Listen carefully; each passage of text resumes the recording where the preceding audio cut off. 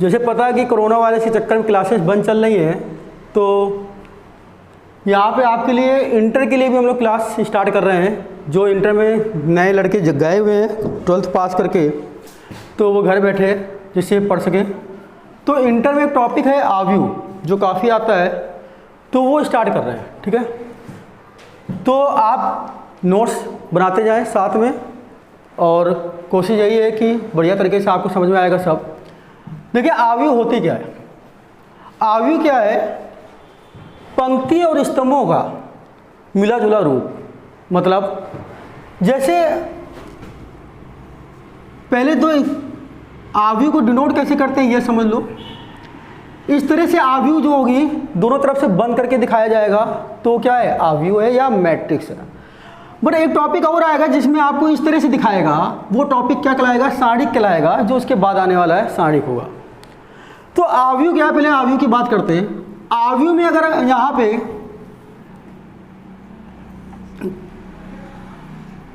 कहीं ऐसे लिखा हुआ है A B C D E F G H I,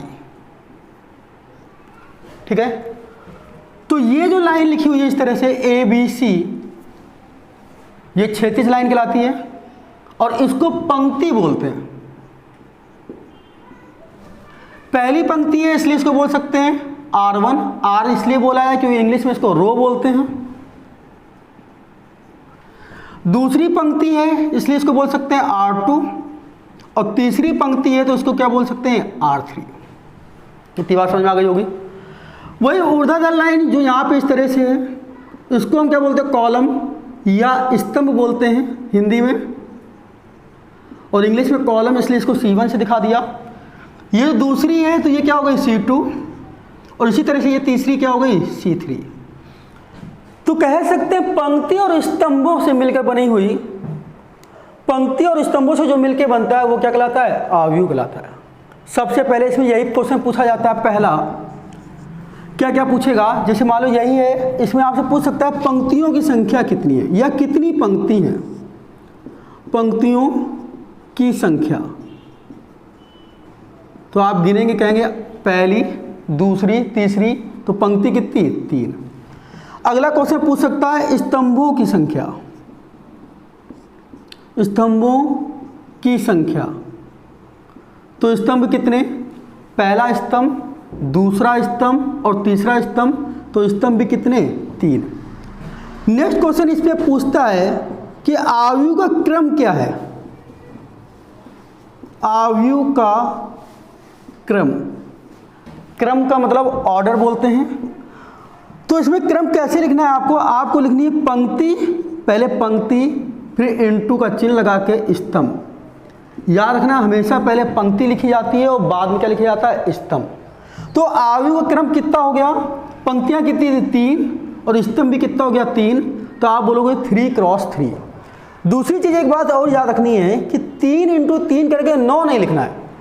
अगर आप 9 लिखोगे तो वो आव्यू का क्रम नहीं होगा। तो चौथा पॉइंट है जो कहलाएगा, वो कहलाएगा आव्यू में तत्वों की संख्या। आव्यू में तत्वों की संख्या। अगर अब आपसे पूछे तो आप बोलोगे 3 3 कितना? 9। याद रहेगा, एक क्वेश्चन 1 नंबर का बहुत पूछा जाता है 1 नंबर पे कि आव्यू का क्रम क्या है। तो आव्यू का क्रम होगा पंक्ति इंटू स्तंभ। मल्टीप्लाई करके लिखोगे आव्यू में तत्वों की संख्या कितनी है? 9। आप गिन भी सकते हो 1 2 3 4 5 6 7 8 और क्या? पहले टाइप का क्वेश्चन समझ में आ गया।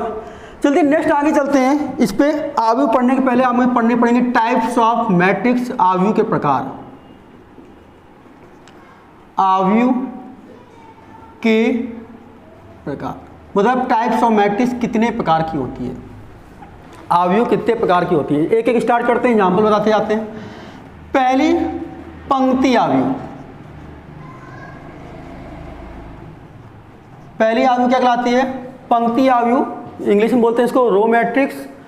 पंक्ति आव्यू क्या होती है? पंक्ति आव्यू वह आव्यू होती है जिसमें केवल एक पंक्ति हो, केवल एक पंक्ति हो। पंक्ति आव्यू वह आव्यू होगी जिसमें पंक्तियों की संख्या केवल कितनी हो? एक हो। जैसे एग्जाम्पल 1 2 3। अगर यहाँ पूछा जाए कितनी पंक्तियाँ, तो आप कहोगे 36 लाइन। यहाँ पंक्ति कितनी है? 1। लेकिन स्तंभ की बात करें तो 1 स्तंभ, 2 स्तंभ और 3 स्तंभ। तो पंक्तियाँ कितनी हैं? यहाँ पे 1। तो केवल एक पंक्ति हो तो उसे कौन सी आयु बोलेंगे हम लोग? पंक्ति आयु।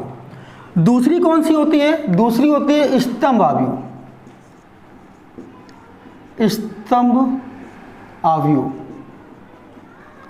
स्तंभ आयु क्या होती है? वह आयु जिसमें केवल एक स्तंभ हो, केवल एक स्तंभ हो। ऐसी आयु जिसमें केवल एक स्तंभ हो वो क्या कहलाएगी? स्तंभ आयु कहलाएगी। एग्जाम्पल पे ए, बी और क्या? सी। यहाँ पे पंक्तियाँ चेक करें तो आपको एक पंक्ति, 2 पंक्ति और 3 पंक्तियाँ, बट स्तंभ कितने हैं? स्तंभ 1 है। तो जहाँ पे स्तंभ की संख्या केवल 1 हो वो कौन सी आयु कहलाती है? स्तंभ आयु। अगली आयु एक होती है क्षैतिज आयु।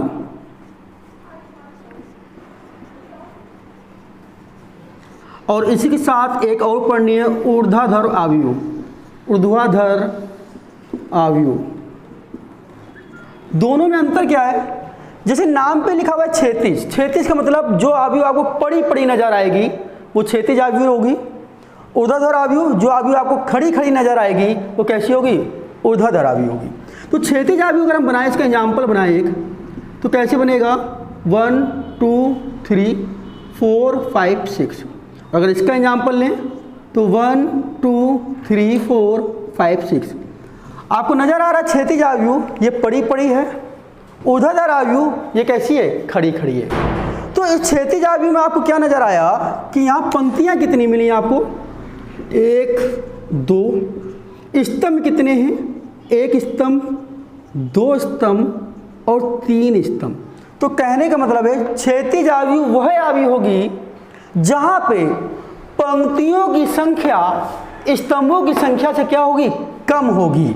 मतलब पंक्ति की जो संख्या होगी, पंक्तियों की संख्या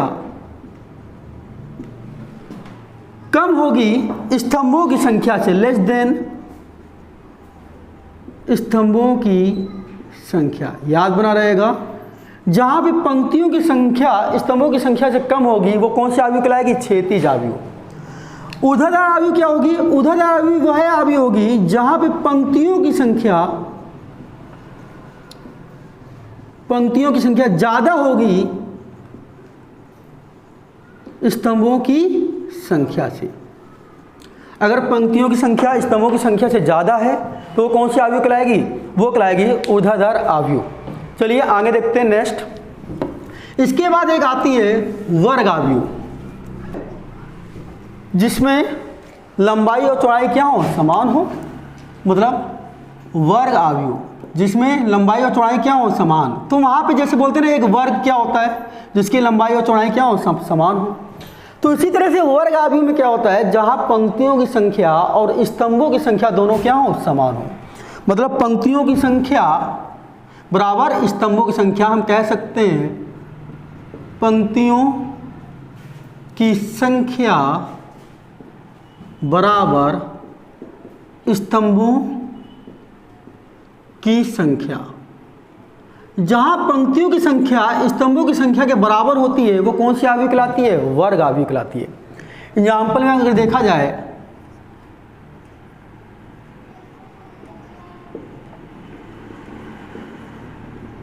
तो यहां पे पंक्ति संख्या कितनी? 3, R1 R2 और R3।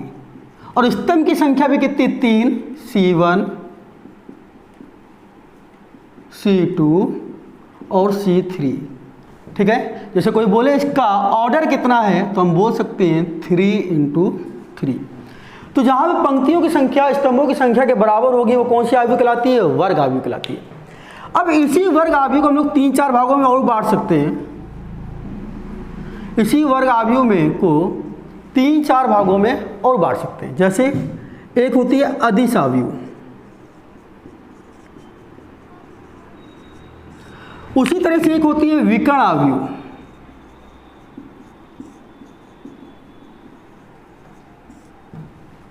एक होती है इकाई अवयव,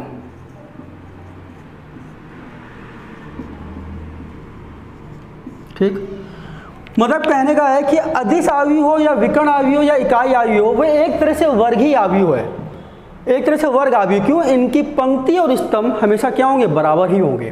पर नाम अलग अलग क्यों कर दिया, इसको समझते हैं। जैसे पहले विकर्ण अवयव की बात करते हैं, उसके पहले भी चलो एक चीज़ समझ लेते हैं कि आखिर विकर्ण क्या होता है। विकर्ण क्या होता है? जैसे कोई भी एक अवयव है, जैसे आपने लिखी ABCDEFGHI, तो विकर्ण आपको पता है वर्ग अगर होता है तो वर्ग में विकर्ण या तो ये होगा या ये होगा, दो विकर्ण होंगे। तो इस तरह से आप कह सकते हो या तो ये विकर्ण होगा या दूसरा विकर्ण ये होगा, दो विकर्ण होने चाहिए। पर ध्यान रखिएगा इस पे कौन सा विकर्ण लिया जाएगा, इसका विकर्ण पहले जो विकर्ण नंबर 1 होता है ये लिया जाएगा, क्योंकि ये मुख्य विकर्ण होता है। अब क्यों इसको लेते हैं, इसका कारण ये है कि अवयव की स्टार्टिंग कहाँ से करी जाती है, अवयव की स्टार्टिंग यहाँ से करते हैं और एंडिंग कहाँ पे होती है, यहाँ पे होती है, इसलिए ये मुख्य विकर्ण होता है, इसलिए हम लोग इसको लेते हैं। इसी तरह से नाम भी पढ़ने को बोल देता है कभी कभार, कि कोई बोलेगा बताइए, जैसे लिख दिया मैंने 1 2 3 2 1 4 6 5 7, मैंने आपसे पूछा 2 कहाँ लिखा है, तो आप ये तो नहीं कहोगे यहाँ लिखा है या यहाँ लिखा है, कुछ तो नाम होगा। तो नाम कैसे लिया जाएगा? अगर इसको अवयव में ए से दिखाता हूँ तो ये नाम लेने के लिए आप कैसे लेंगे? ये वाला नाम पहली अवयव है, मतलब पहली पंक्ति और पहला स्तंभ, इसलिए इसको बोलेंगे A11। इसका जब नाम लेंगे पहली पंक्ति दूसरा स्तंभ तो इसको बोलेंगे A12। इसी तरह से इसका नाम क्या होगा? पहली पंक्ति तीसरा स्तंभ तो इसका नाम होगा A13। ए इसलिए लगा रहे क्योंकि हमने ए माना है, आप बी मानोगे तो बी लगाओगे। इसकी बात करें, कहें ये 2 कहाँ लिखा है, तो आप कहोगे दूसरी पंक्ति पहला स्तंभ A21। ये वाले का क्या नाम होगा? दूसरी पंक्ति दूसरा स्तंभ A22। इसी तरह 4 में दूसरी पंक्ति तीसरा स्तंभ तो A23। अब इसका नाम अगर लेंगे तो ये क्या होगा? तीसरी पंक्ति पहला स्तंभ A31। इस वाले में तीसरी पंक्ति दूसरा स्तंभ A32 और इसका हो जाएगा तीसरी पंक्ति तीसरा स्तंभ तो A33। बात समझ में आ रही है? तो इस तरह से अवयव का नाम लिया जाता है। अब जैसे मैंने पूछा आपसे A22 में क्या लिखा है तो आप कहोगे 1 लिखा है, A13 में क्या लिखा है तो आप कहोगे क्या लिखा है? 3 लिखा है, या उल्टा पूछ दे 7 कहाँ लिखा है तो आप कहोगे A33 के स्थान पे लिखा हुआ है। ठीक है, तो ये हो गई आपको नाम लेना कैसे लिया जाता है। तो मैं क्या बता रहा था आपको, विकर्ण कौन सा होगा? ये विकर्ण होगा, एक ये भी विकर्ण होगा, लेकिन ये विकर्ण जो है मुख्य विकर्ण है, क्योंकि अवयव की स्टार्टिंग यहाँ से हुई है और एंडिंग यहाँ पे हो रही है, इसलिए इसको बोलते हैं मुख्य विकर्ण। तो बात हो रही विकर्ण अवयव किसे कहते हैं? विकर्ण अवयव एक वर्ग अवयव है। मैंने कहा है ये तीनों के तीनों कैसी है? एक वर्ग अवयव के ही भाग हैं। विकर्ण अवयव मतलब वर्ग अवयव के ही भाग हैं। तो वर्ग अवयव है, तो जो विकर्ण अवयव होगा, विकर्ण को छोड़ के बाकी सब जगह जीरो होंगे, वो कौन सी अवयव कहलाएगी? विकर्ण अवयव कहलाएगी। विकर्ण के छोड़ के बाकी सब जगह क्या हो? शून्य हो, तो वो कौन सी अवयव कहलाती है? विकर्ण अवयव कहलाती है। तो अदिश अवयव क्या हो गई? तो इसमें क्या अंतर है भाई? अदिश अवयव भी वही है, विकर्ण को छोड़ के बाकी सब जगह 0 0 होंगे, लेकिन इसके विकर्ण में जो भी संख्या आएगी वो सेम आएगी। इसके विकर्ण में जो भी संख्या आएगी वो कैसी आएगी? एक जैसी आएगी। 2 2 2, 3 3 3, 4 4 4। बट याद रखना कि यहाँ पे 1 नहीं आएगा, 1 और 0 नहीं आएगा, 1 और 0 नहीं आएगा। क्यों नहीं आएगा? अगर 1 आएगा तो उसका नाम फिर विकर्ण, उसका नाम अदिश अवयव ना होकर वो कहलाएगी आपकी इकाई अवयव। वो आपकी कौन सी अवयव कहलाने लगती है? इकाई अवयव। याद बना रहेगा। अगर विकर्ण अवयव बोले तो विकर्ण में अलग अलग होंगे, अदिश अवयव बोले तो 2 2 होगा या 3 3 होगा या 4 4 होगा। इकाई अवयव अगर 1 यहाँ पे नहीं होगा, अगर 1 हो गया तो उसको बोलेंगे इकाई अवयव। अगर 0 हो गया तो उसको बोलेंगे शून्य अवयव। जीरो हो गया तो उसको क्या बोलेंगे, शून्य अवयव, और वो सब हो जाएंगे 0 0 0। याद बना रहेगा। तो ये क्या हो जाएगी आपकी शून्य अवयव। इकाई अवयव क्या होती है, इकाई अवयव को आई से डिनोट करते हैं। इकाई अवयव को किससे डिनोट करते हैं, आई से डिनोट करते हैं। इसका ऑर्डर जो है वो 3 × 3 की है, इसलिए उसको बोलते हैं I3। क्या बोल सकते हैं हम लोग, I3। अगर आपसे कोई पेपर में लिख के आ जाए, कहीं लिखा हो I2, तो इसका क्या मतलब है, इसका मतलब है ये 2 × 2 की है, 2 × 2 की है, 2 पंक्ति और 2 स्तंभ है। तो 2 पंक्ति मतलब पहली पंक्ति दूसरी पंक्ति, और 2 स्तंभ, पहला स्तंभ दूसरा स्तंभ। तो कितने तत्व आए, 1 2 3 4। तो जो विकर्ण में है वहाँ क्या क्या हो जाएगा, 1 1 हो जाएगा, और बाकी जगह क्या हो जाएगा, यहाँ पे 0 0 हो जाएगा। तो समझ में आ गया। तो 2 क्या बन के आएगी, तो ये बनेगी 2 × 2 की। इसी तरह से आपको याद रखना, शून्य अवयव जहाँ होती है उसको 0 से डिनोट करते हैं, 0 बोलो या O टाइप में। और ये कितने की, 3 × 3 की, तो यहाँ लिखेंगे 3 × 3। अब कहोगे यहाँ तो केवल 3 लिखा है, यहाँ 3 × 3 लिखा है, ऐसा क्यों, क्योंकि ये वर्ग अवयव है, इसमें केवल 3 लिखा है, तो इसका मतलब है पंक्ति भी 3 और स्तंभ भी 3। लेकिन शून्य अवयव वर्ग अवयव नहीं होती, उसमें अगर 3 × 3 लिखा है तो इसका मतलब है पंक्ति 3 स्तंभ 3। लेकिन अगर किसी ने ऐसे लिख दिया 3 × 2, तो इसका मतलब हो गया 3 पंक्ति, इसका मतलब हो गया 3 पंक्ति, लेकिन स्तंभ कितने, 2। 3 पंक्तियां होंगी लेकिन स्तंभ कितने होंगे, 2। यहाँ तक समझ में आ रहा है। चलिए यहीं तक रखते हैं, फिर नेक्स्ट क्लास में इसकी 2-3 टाइप और बचे हैं, और उसके आगे फिर स्टार्ट करेंगे इसके सवाल। ठीक है, कैसे अवयव को जोड़ा जाता है, कैसे अवयव घटाया जाता है, कैसे भाग देना है, फिर नेक्स्ट एक्सरसाइज। ठीक है, चलिए यहीं तक रखते हैं।